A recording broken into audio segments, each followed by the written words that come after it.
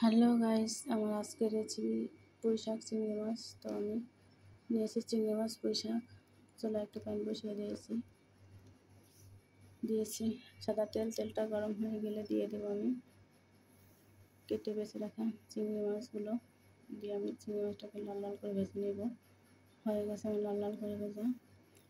এরপর দিয়ে দেবো আমি 3টা বড় সাইজের পেঁয়াজ কুচি, রসুন কুচি এবং কাঁচামরিচ কুচি একসাথে দিয়ে দিলাম স্বাদ মতো লবণ।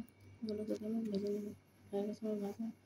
দিয়ে দেবো শাকের ডাঁটাগুলো, দুটো ছোটো সাইজের আলু লম্বা লম্বা করে কেটে নিয়েছি এবং দিয়েছি পরিমাণ মতো হলুদ। এটাকে দিয়ে আমি ভালো করে কষিয়ে নেব 3-4 মিনিট।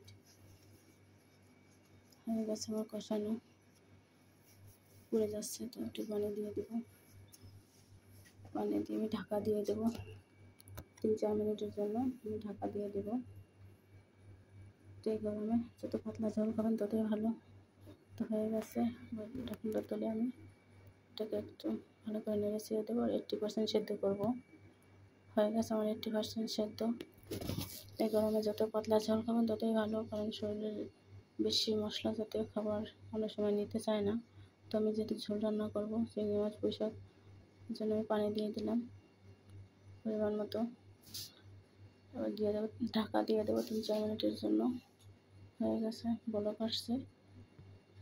এরপর আমি চুলাটাকে হাই হিটে রেখেছি এবং আগে থেকে কেটে ধুয়ে রাখা শাকগুলো দিয়ে দেবো। শাকগুলো দিয়ে আমি ঢেকে দেবো 3-4 মিনিটের জন্য।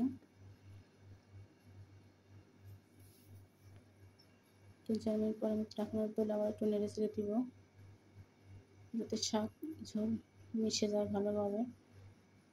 এরপর আমি ঝোলটাকে হাই হিটে রেখেছি, কারণ শাকে আছে রান্না করলে ভালো লাগে না, শাকের কালার নষ্ট হয়ে দেখতে ভালো লাগে না।